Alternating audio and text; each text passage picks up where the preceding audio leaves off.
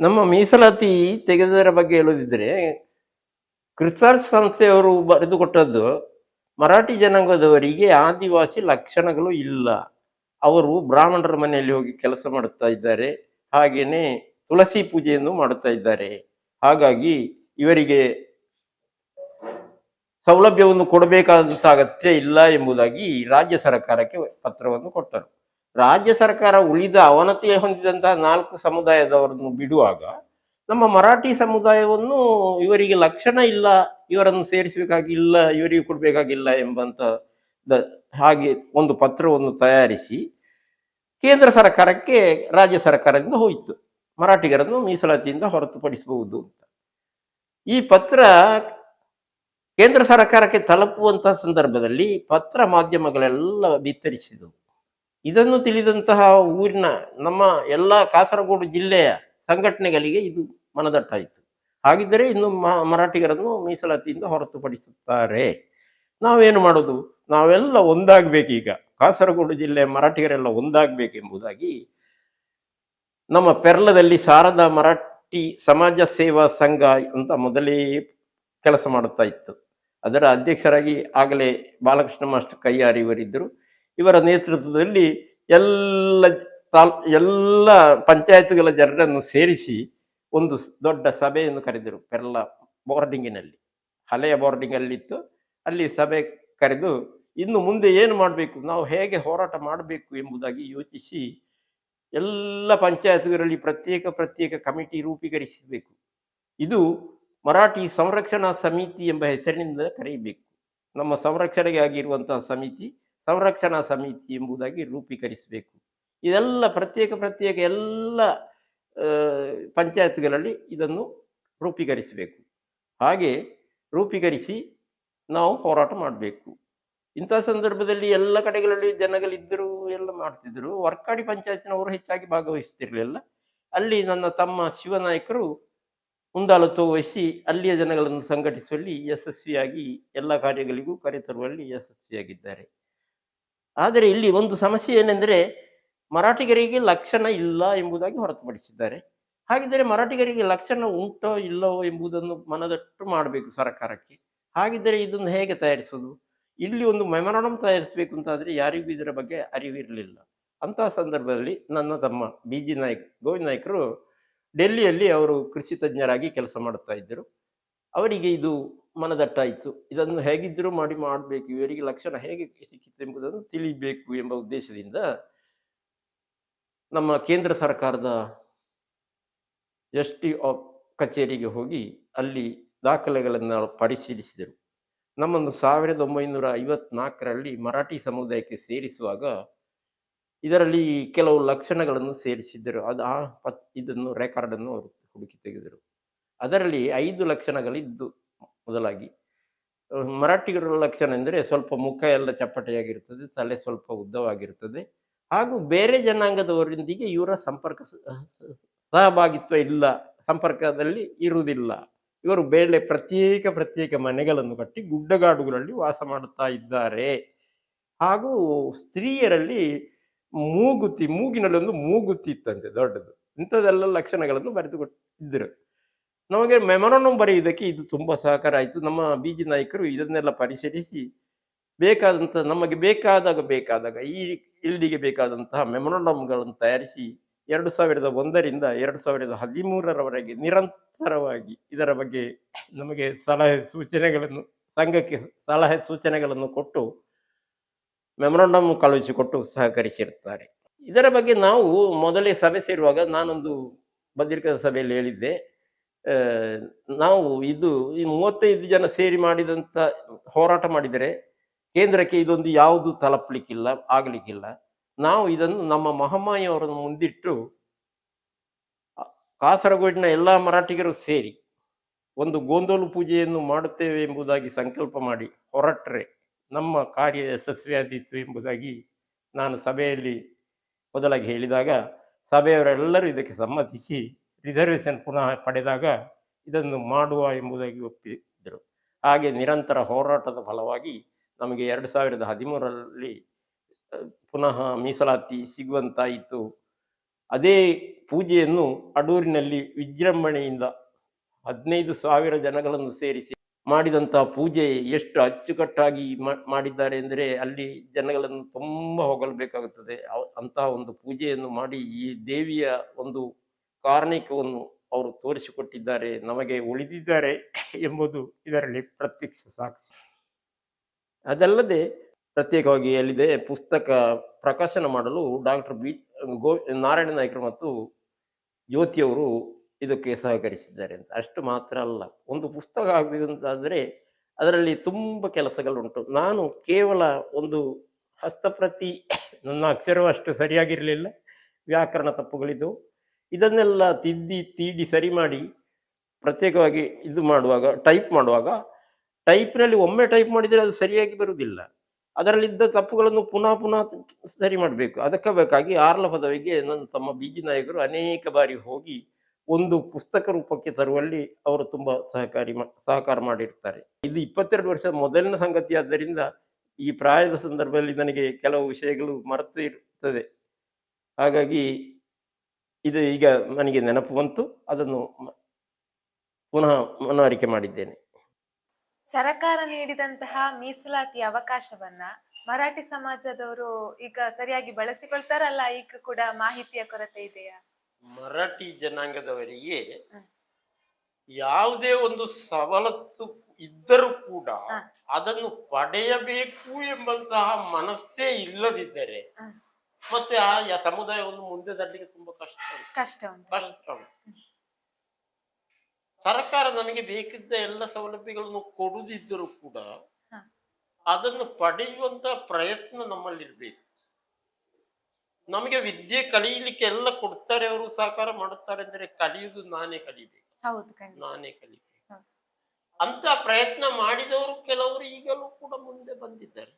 ಪ್ರಯತ್ನ ಮುಖ್ಯ ಅಲ್ಲದ, ಅದು ಎಲ್ಲದಕ್ಕೂ ಪ್ರಯತ್ನವೇ ಮುಖ್ಯ. ನನಗೆ ಬೇಕು ಅಂತ ಬೇಕು, ಯಾವುದೇ ಕೂಡ ಇದು ಇನ್ನೊಬ್ಬರಿಗೆ ಬೇಕಾಗಿ ಅಲ್ಲ, ಇದು ಸರ್ಕಾರಕ್ಕೆ ಬೇಕಾಗಿ ಅಲ್ಲ, ಇದು ನಮ್ಮ ಕುಟುಂಬದ, ನನ್ನ ಜೀವನದ ಬಗ್ಗೆ ನನಗೆ ಬೇಕಾಗಿ ಮಾಡುವಂತಹದ್ದು. ಅದನ್ನು ಪಡೆಯುವಂತಹ ಮನಸ್ಸು ನನ್ನಲ್ಲಿರ್ಬೇಕು ಎಂಬಂತಹ ಭಾವನೆ ಇದ್ದರೆ ಮಾತ್ರ ಅದು ಯಾವುದು ಫಲಕಾರಿಯಾಗ್ತದೆ.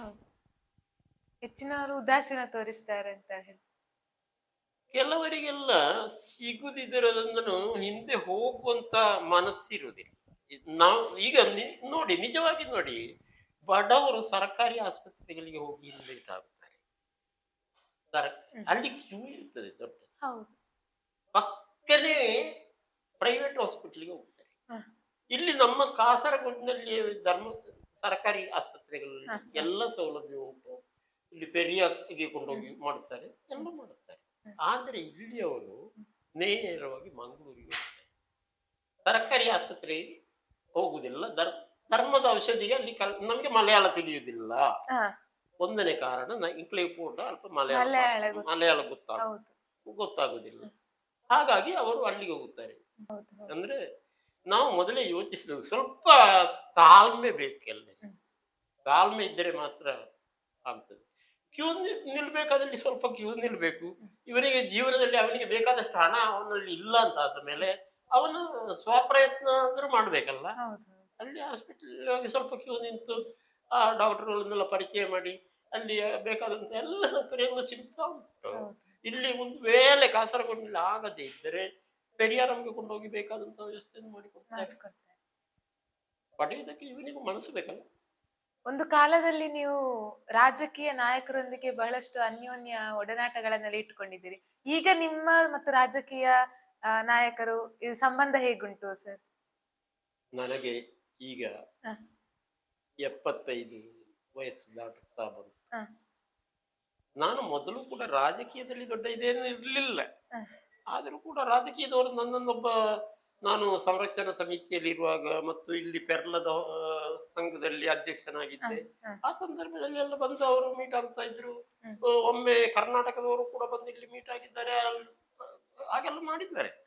ಆದ್ರೂ ಕೂಡ ನಾನು ದೊಡ್ಡ ಅದರಲ್ಲಿ ಏನು ಕೆಲಸ ಮಾಡಿದವನಲ್ಲ. ರಾಜಕೀಯ ಎಂಬುದು ಅದು ಯಾವುದು ಶಾಶ್ವತ ಅಲ್ಲ, ಯಾರಿಗೂ ಅದು ನೆಮ್ಮದಿ ಕೊಡುವಂಥದ್ದಲ್ಲ, ನೆಮ್ಮದಿ ಕೊಡುವುದಿಲ್ಲ. ನಾನು ಈಗ ಯಾವುದನ್ನು ಬಿಟ್ಟಿದ್ದೇನೆ, ಯಾವ ರಾಜಕೀಯದಲ್ಲಿಯೂ ನಾನು ಕೆಲಸ ಮಾಡುವುದಿಲ್ಲ. ಹ. ನನಗೆ ಬೇಕಾಗುವಾಗ ನನ್ನ ಅಭಿಪ್ರಾಯದಲ್ಲಿ ಯಾವುದು ಬರ್ತದೆ ಅದಕ್ಕೆ ಮತ ಚಲಾಯಿಸಿ ನಾನು ಬರ್ತೇನೆ. ಮರಾಠಿ ಸಮುದಾಯದವರು ದೈವಾರಾಧನೆಯಲ್ಲಿ ಬಹಳ ಶ್ರದ್ಧೆಯುಳ್ಳವಂತವ್ರು. ಹಾಗಾದ್ರೆ ಈ ಭೈರವನ ಆಚರಣೆಯ ಬಗ್ಗೆ ಏನಾದ್ರೂ ಹೇಳುದಿದ್ರೆ ನಿಮ್ಮ ಪ್ರಕಾರ? ಮರಾಠಿಗರು ದೈವ ಆರಾಧನೆಯಲ್ಲಿ ಪ್ರಮುಖರು ಅಂತ ಹೇಳ್ಬೋದು. ಎಲ್ಲದರಲ್ಲಿಯೂ ವಿಶ್ವಾಸ ಉಂಟು, ದೇವರಲ್ಲಿ ನಂಬಿಕೆ ಉಂಟು. ಹೌದು. ಹ್ಮ್. ನಿಜವಾದ ಒಂದು ಭಕ್ತಿ ಅಂತ ಇದ್ದದ್ದು ಮೊದಲಿನ ಕಾಲದಲ್ಲಿ. ಹ್ಮ್. ಮೊದಲಿನ ಕಾಲದಲ್ಲಿ ಅದು ಮಾಡುತ್ತಾ ಇದ್ದಂತ ಪೂಜೆಗಳೆಲ್ಲ ಅದು ಭಕ್ತಿಯದ್ದೇ ಆಗಿದೆ.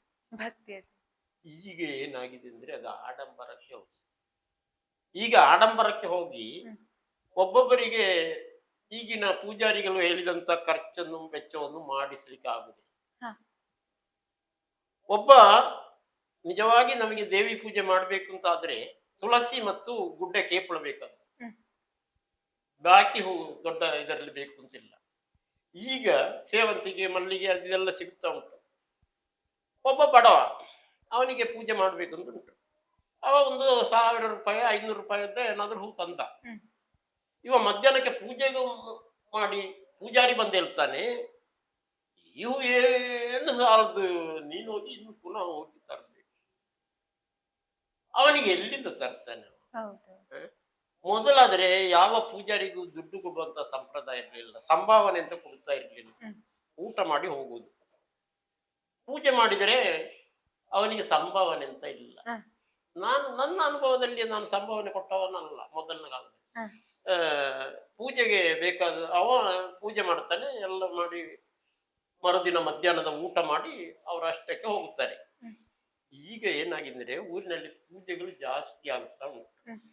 ಆ ಪೂಜಾರಿಗಳು ಪೂಜೆ ಮಾಡುವವರಿಗೆ ವಾರದಲ್ಲಿ 2 ದಿನ 4 ದಿನ ಅದೇ ಕೆಲಸ ಆಗುತ್ತದೆ. ಹೌದು. ಅವರ ಕುಟುಂಬ ನಿರ್ಗತಿಕರಾಗಬಹುದು. ಹಾಗಾಗಿ ಅವರಿಗೆ 2 ದಿನದ ಸಂಭಾವನೆ ಕೊಡ್ಲೇಬೇಕು. ಹಾಗಾಗಿ ಸಂಭಾವನೆಯನ್ನು ಕೊಡ್ತಾ ಇದ್ದೇವೆ. ಈಗ ಅದರ ಸರಿಯಾದ ಕ್ರಮ ಭಕ್ತಿ ಪೂಜೆ ಅಂದರೆ ನಾವು ಆ ಪೂಜಾರಿಗೆ ಮಾತ್ರ ಹಣ ಕೊಡ್ಬೇಕು.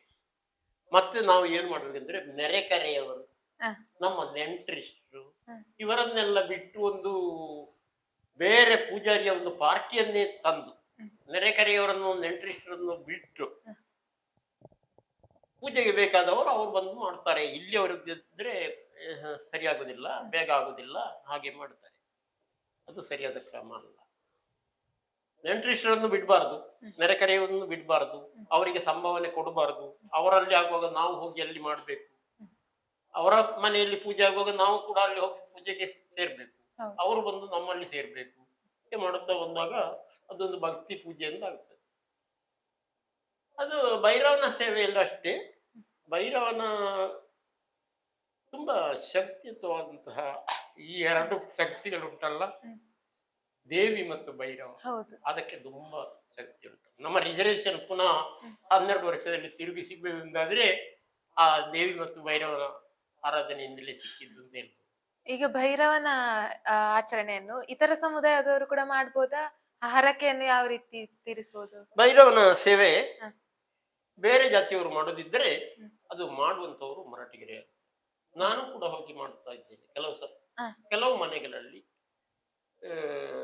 ಬೇರೆ ಬೇರೆ ಮನೆಗಳಲ್ಲಿ ನನ್ನನ್ನು ಕರೀತಾರೆ, ನಾನು ಕೂಡ ಹೋಗಿ ಮಾಡುತ್ತಾ ಇದ್ದೇನೆ. ಆದ್ರೆ ನಾವು ಅಡಿಗೆ ಮಾಡುವುದು ಇದೆಲ್ಲ ನಾವೇ ಮರಾಠಿಗರೇ ಹೋಗಿ ಮಾಡಿ ಮಾಡುವಂತದ್ದು. ಅಲ್ಲಿ ಕೆಲವು ವೇಳೆ ಅಲ್ಲಿಂದ ಊಟ ಮಾಡಿ, ಸಂಜೆ ಊಟ ಮಾಡಿ ಅಲ್ಲಿ ಕೋಳಿ ಪಲ್ಯ ಎಲ್ಲ ಮಾಡಿ ಊಟ ಮಾಡಿ ಬರ್ತೇವೆ. ಹ್ಮ್.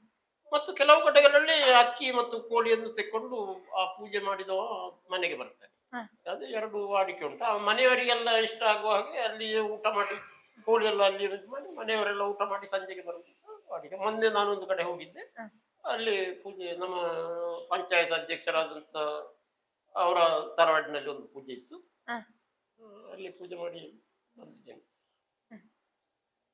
ಮರಾಠಿ ಸಮುದಾಯದಲ್ಲಿ ಗೋಂದೋಳು ಪೂಜೆ ಬಹಳ ಶ್ರೇಷ್ಠ. ಇದ್ರ ಬಗ್ಗೆ ಹೇಳುದಾದ್ರೆ ಗೋಂದೋಳು ಪೂಜೆಯ ಗೋಂದೋಳು ಇತಿಹಾಸ. ಇತಿಹಾಸ ಅಂದ್ರೆ ನಾನು ಮೊದಲೇ ಹೇಳಿದ ಹಾಗೆ ಇದು ತುಂಬಾ ವೈಶಿಷ್ಟ್ಯವಾದ ಶಕ್ತಿಯುತವಾದಂತ ಒಂದು ಪೂಜೆ. ಒಂದು ಪೂಜೆಯಲ್ಲಿ 5 ಜನ 7 ಜನ ಹೀಗೆ ಬೇಕಾಗುತ್ತದೆ. ಅದು ಮಧ್ಯಾಹ್ನಕ್ಕೆ ಬಂದು ಅಲ್ಲಿ ಸ್ನಾನ ಮಾಡಿ ಎಣ್ಣೆ ತೆಕ್ಕೊಂಡು, ದೀಪ ಹಚ್ಚಿ ಎಣ್ಣೆ ತೆಕ್ಕೊಂಡು ಸ್ನಾನ ಮಾಡಿ ಬಂದು ಕೋಳಿಗೆಲ್ಲ ಆಹಾರ ಕೊಟ್ಟು ಅದಕ್ಕೆಲ್ಲ ವಿಭೂತಿ ಹಾಕಿ ಹ, ಸಂಜೆಗೆ ಆಗುವಾಗ ದೇವಿ ಬಿಂಬವನ್ನು ತಯಾರಿಸ್ಬೇಕು. ಹ, ನಮಗೆ ದೇವಿ ಬಿಂಬ ಅಂದ್ರೆ ಬ್ರಾಹ್ಮಣರಿಗೆಲ್ಲ ದೀಪದ ಮುಂಡಕ್ಕೆ ಹೂವು ಹಾಕಿ ಪೂಜೆ ಮಾಡಿದ್ರೆ ಆಯ್ತು. ಹ್ಮ್. ನಮ್ಮದರಲ್ಲಿ ದೇವಿ ಬಿಂಬವನ್ನು ಅಲಂಕಾರ ಮಾಡೋದೇ ಒಂದು ತುಂಬಾ ಚಂದ ಚಂದ, ಮಾಡ್ತಾರೆ, ಹೌದು. ಚಂದ ಮಾಡ್ತಾರೆ. ಆ ಕಲೆ ಆ ಮಾಡಿದ್ದವನಿಗೆ ಮಾತ್ರ ಗೊತ್ತದೆ. ಅಂದ್ರೆ ಅದನ್ನು ಕಟ್ಟಿ ಮಲ್ಲಿಗೆ ಎಲ್ಲ. ಶೃಂಗಾರ ಮಾಡುವಾಗ ಅದನ್ನು ಸಾಕ್ಷಾತ್ ದೇವಿ ತರನೇ ಕಾಣುತ್ತದೆ. ನಮ್ಮ ಮನೆಯಲ್ಲಿಯೂ ದೇವಿ ಭಂಡಾರ ಉಂಟು. ಹ್ಮ್. ದೇವಿ ಶೃಂಗಾರ ಮಾಡುವುದರಲ್ಲೆಲ್ಲ ನನಗೂ ಅದೆಲ್ಲ ಅನುಭವ ಬಂದಿದೆ. ಹ. ಹಾಗೆ ದೇವಿ ಪೂಜೆ ಅಂದ್ರೆ ಸಂಜೆ ಬಂದು ಸ್ನಾನ ಮಾಡಿ 5 ಜನ ಅಥವಾ 7 ಜನ ಕುಳಿತು ಪೂಜೆ ಮಾಡುವಾಗ ಅಲ್ಲಿ ಒಗ್ಗಟ್ಟಾಗಿ ನಾವು ಒಟ್ಟಿಗೆ, ಅದರಲ್ಲಿ ಭೇದ ಅಂತ ಇಲ್ಲ. ಹ. ಅಂದ್ರೆ ಅಲ್ಲಿ ಎಂಜಲು ಅದು ಇದು ಯಾವುದಿಲ್ಲ. ನಾವು ಒಂದೇ ಪಾತ್ರೆಯಿಂದ ಎಲ್ಲರೂ ಕುಡಿತೇವೆ, ಒಂದೇ ಎಲೆಯಿಂದ ಎಲ್ಲರೂ ಪ್ರಸಾದ ಅಂತ, ಅದರಿಂದಲೇ ನಾವು ಪ್ರಸಾದ ಸ್ವೀಕಾರ ಮಾಡ್ತೇವೆ. ಹ್ಮ್. ಅದನ್ನು ಯಾವಾಗ ಆ ಎಂಜಲು ಅಂತ ನಮ್ಮ ಮನಸ್ಸಿಗೆ ಬಂತೋ ಅವತ್ತಿಗೆ ಪೂಜೆಯ ಫಲ ಸಂಪೂರ್ಣ. ನಾವೆಲ್ಲರೂ ಒಂದು ಎಂಬ ಅಭಿಪ್ರಾಯ ಹ. ಅಲ್ಲಿ ಮಾಯ ಆಗುತ್ತೆ. ಹೌದು. ನಾವು ಎಲ್ಲರೂ ಒಂದು, ಹ್ಮ್. ನಾವು ಈ ಎಲೆಯಿಂದ ಹೆಕ್ಕಿ ತೆಗೆಯುವಾಗ ಪ್ರಸಾದವನ್ನು ಹ್ಮ್. ಅದನ್ನು ಅವನಿಗೆ ಒಂದು ಎಲೆಯಲ್ಲಿ ಇವನಿಗೊಂದು ಎಲೆಯಲ್ಲಿ ಹಾಗೆ ಬೇರೆ ಬೇರೆ ಹಾಕಿ ಕೊಡುವಂತ ಸಂಪ್ರದಾಯ ಇಲ್ಲ. ಎಲ್ಲರೂ ಅದರಿಂದಲೇ ಪ್ರಸಾದ ಅಂತ ತೆಕ್ಕೊಂಡು ಬಾಯಿಗೆ ಹಾಕ್ತಾರೆ. ಅದು ದೋಸೆ ಮತ್ತು ಪಲ್ಯ ಇರ್ಬೋದು, ಅದನ್ನು ಮಾಡುತ್ತಾರೆ. ಹಾಗೆ ತೆಕ್ಕೊಂಡ ಮಾಡಿದಂಥ ಪೂಜೆ ಅದು ಪರಿಪೂರ್ಣವಾಗಿ ಸ್ವೀಕಾರಾಗ್ತದೆ. ಮತ್ತೆ ದೇವಿಗೆ 5 ದೀಟಿಗೆಗಳು ಅಂತ ಇರ್ತದೆ. ದೀಟಿಗೆ ಗೋಂದಲು ಪೂಜೆ ಇದ್ದರೆ ಆ ದೀಟಿಗೆ ಉರಿಸಲೇಬೇಕು. ಅದರಲ್ಲಿ ಹಂದಿ ಅಂತಲೇ ಅಲ್ಲ, 4 ಕೋಳಿ ಬೇಕು. ಹ್ಮ್. ಗೋಂದಲು ಪೂಜೆ ಕುಣಿಬೇಕು ಅಂತಾದ್ರೆ, ಗೋಂದಲು ಕುಣಿಬೇಕು ಅಂತಂದ್ರೆ 4 ಕೋಳಿ ಮಾಡಬೇಕು. ಹ್ಮ್. ಅದು 4 ಕೋಳಿ ಮಾಡಿದ್ರೆ ಒಂದು ಹಂದಿ ಮಾಡಿದ ಫಲ ಬರ್ತದೆ ಅಂತ. 4 ಕಾಲ ಆಗ್ತದೆ, 4 ಬರ್ತದೆ, 8 ಕಾಲ ಆಗ್ತದೆ ಅದಕ್ಕೆ. ಹಾಗೆ ಮಾಡ್ಬೋದು ಅಂತ ಹೇಳ್ತಾರೆ. ಮತ್ತೆ ಬರೇ ಒಳಗಿಂದೊಳಗೆ ಮಾಡುವಂತ ಮಂಗಳವಾರ ಪೂಜೆ, ಅಂಗಾರೆ ಪೂಜೆ ಅಂತ ಮಾಡುತ್ತೇವೆ. ಇದು ಮಂಗಳವಾರ ಶುಕ್ರವಾರ ಮಾಡುವಂತಹ ಪೂಜೆಗಳು. ಇದನ್ನು ಮಂಗಳವಾರ ಪೂಜೆ ಅಂತ ಮಾಡೋದಿದ್ರೆ ಅದು ಹೊರಗೆ ಹೋಗಿ ಪ್ರಸಾದ ಎಲ್ಲ ಕೊಡ್ಲಿಕ್ಕೆ ಏನಿಲ್ಲ, ಅದು ದೀಟಿಗೆ ಹಚ್ಚಲಿಕ್ಕಿಲ್ಲ. ಒಳಗಿಂದೊಳಗೆ ಪೂಜಾರಿ ಪ್ರಸಾದವನ್ನು ಕೊಟ್ಟು ಮುಗಿಸುವಂಥದ್ದು ಅಂಗಾರೆ ಪೂಜೆ. ಇದನ್ನೇ ಸ್ವಲ್ಪ ದೊಡ್ಡದಾಗಿ ಮಾಡುವಾಗ ಒಂದು 2 ಹಂದಿ ಅಥವಾ 1 ಹಂದಿ, 1 ಹಂದಿ ಮಾಡ್ಬೋದು, ಮಾಡದೇ ಏನಿಲ್ಲ. 4 ಕೋಳಿ ಮಾಡಿ 1 ಹಂದಿಯನ್ನು ಮಾಡ್ಬೋದು. ಆದರೆ ಹೆಚ್ಚಾಗಿ 2 ಹಂದಿಯನ್ನೇ ಮಾಡ್ತಾರೆ. ಮತ್ತೆ ಅದರಲ್ಲಿ ಹರಕೆ ಅಂತ ಉಂಟು, ಹರಕೆ ಅಂತ ಉಂಟು. ಕೆಲವರು ಹೇಳ್ತಾರೆ ನನಗೆ ಕಷ್ಟ ಪರಿಹಾರ ಆದ್ರೆ ನಾನು ಕೊಂಬು ವಾದ್ಯದಲ್ಲಿ ಪೂಜೆ ಮಾಡಿಸ್ತೇನೆ. ಈ ಕೊಂಬು ವಾದ್ಯ ಅಂತ ಹೇಳಿದಂತ ಪೂಜೆ ಉಂಟಲ್ಲ, ಅದು ಮಾಡಿಯೇ ಮಾಡ್ಬೇಕು. ಮಾಡದೇ ಇದ್ದರೆ ಅದು ಪೂಜೆ ಮಾಡಿದರೂ ಕೂಡ ಈ ಕೊಂಬು ವಾದ್ಯ ಉಳಿತದೆ ಅಲ್ಲಿ, ಬಾಕಿ ಉಳಿತದೆ. ಹಾಗಾಗಿ ಪುನಃ ಅವರು ಮಾಡ್ಬೇಕಾಗ್ತದೆ. ಮತ್ತೆ ನಮ್ಮದಲ್ಲಿ ಮಂತ್ರ ತಂತ್ರ ಅದು ಏನಿಲ್ಲ. ನಾವು ಭಕ್ತಿಯಿಂದ ಮಾಡುವಂತಹ ಪೂಜೆ. ಇದರಲ್ಲಿ ಏನೆಂದ್ರೆ ನಾವು ಪ್ರಾರ್ಥನೆ ಮಾಡುವಾಗ ಮಾಡುವಂತಹ ಪ್ರಾರ್ಥನೆಯಲ್ಲಿ ದೇವರು ಉಳಿಯುವುದು. ಹಾಗಾಗಿ ನಮಗೆ ಬೇರೆ ಹೆಚ್ಚಿಗೆ ಏನು ತಿಳಿಯದು.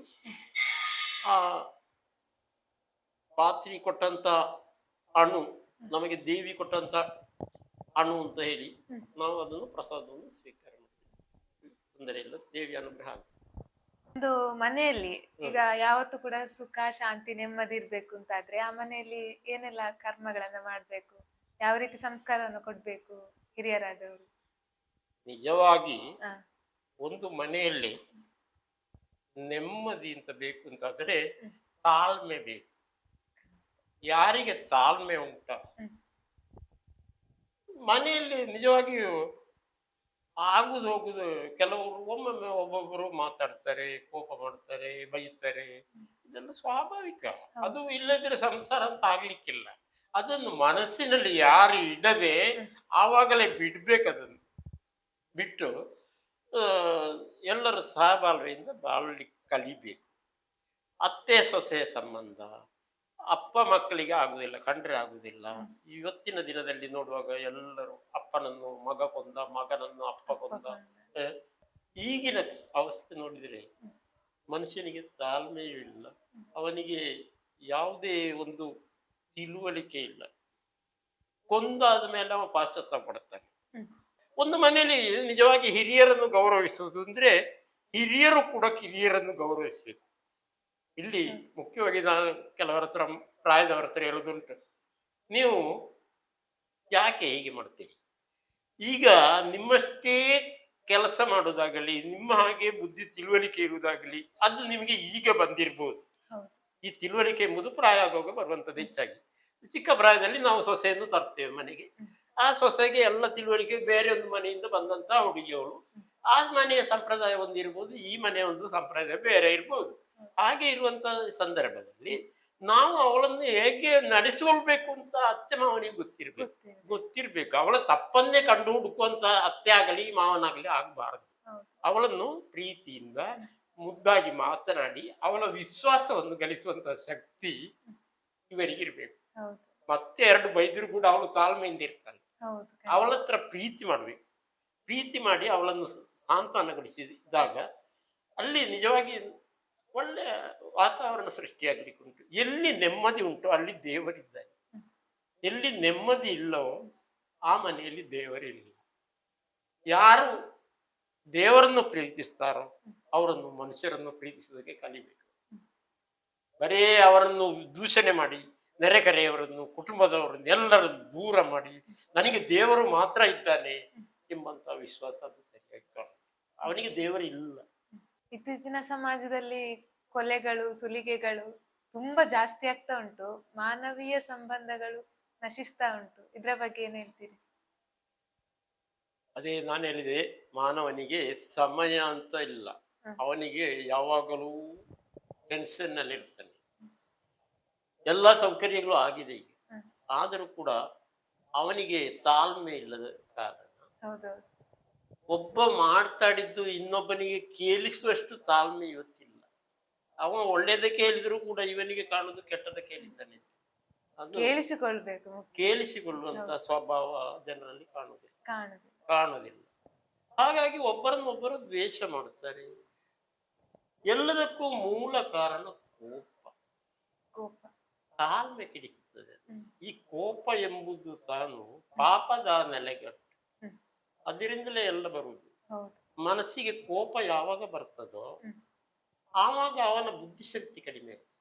ಈ ಬುದ್ಧಿಶಕ್ತಿ ಕಡಿಮೆ ಆಗುವಾಗ ಅವನಿಗೆ ಮತ್ತೆ ಏನು ಮಾಡುತ್ತೇನೆ ನಾನು ಅಂತಲೇ ಅವನಿಗೆ ಗೊತ್ತಿರುವುದಿಲ್ಲ.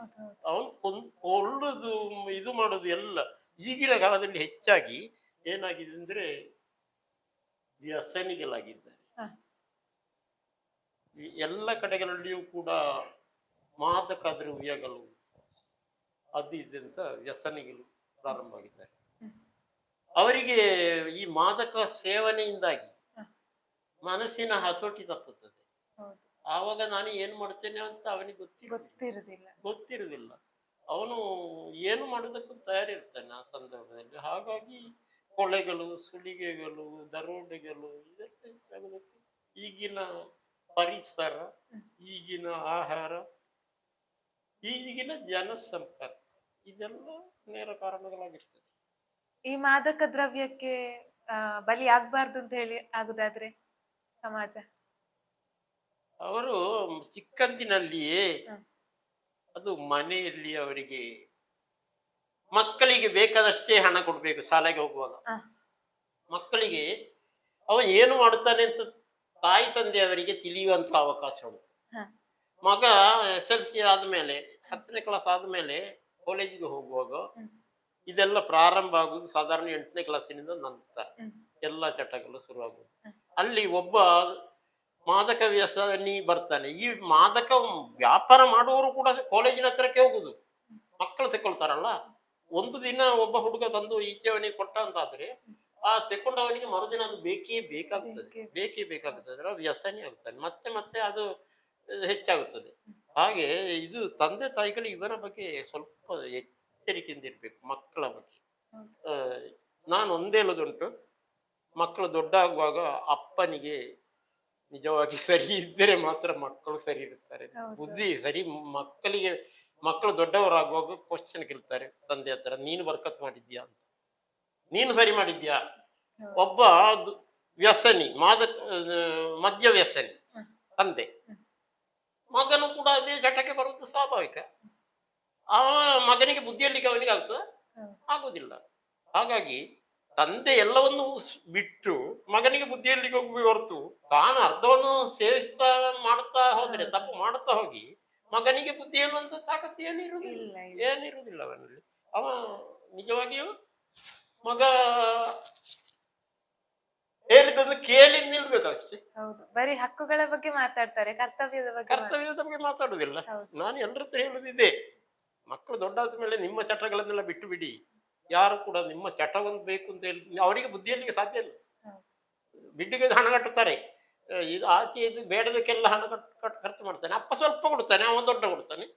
ಇದೆಲ್ಲ ಈಗಿನ ಸಂಗತಿ. ಕೊನೆಯದಾಗಿ ವೀಕ್ಷಕರಿಗೆ ನಿಮ್ಮಿಂದ ಏನಾದ್ರೂ ಸಂದೇಶ ಕೊಡೋದಾದ್ರೆ ಯಾವ ಸಮಾಜಕ್ಕೆ ಸಂದೇಶವನ್ನು ಕೊಡ್ಬೇಕು? ಭಯ ಬಿಟ್ರೆ ಯಾವುದಕ್ಕೂ ನಮಗೆ ಮಾಡ್ಬೋದು. ಯಾವುದನ್ನು ಹೌದು. ನಮ್ಮ ಶತ್ರು ಅಂದ್ರೆ ಭಯ. ಭಯ. ಭಯ ನಮ್ಮನ್ನು ಮುಂದೆ ಹೋಗದೆ ಬಿಡುವಂತದ್ದು ಭಯ. ಇದು ನಮ್ಮ ಮೊದಲ ಶತ್ರು. ಮಹಾಭಾರತದಲ್ಲಿ ಭೀಷ್ಮಾಚಾರ್ಯ ಅಂತ ಹೇಳ್ತಾರಲ್ಲ, ಭೀಷ್ಮಾಚಾರ್ಯ ಅಂದ್ರೆ ಭೀಷಣಿ ಅಂತ ಹೇಳ್ತಾರೆ.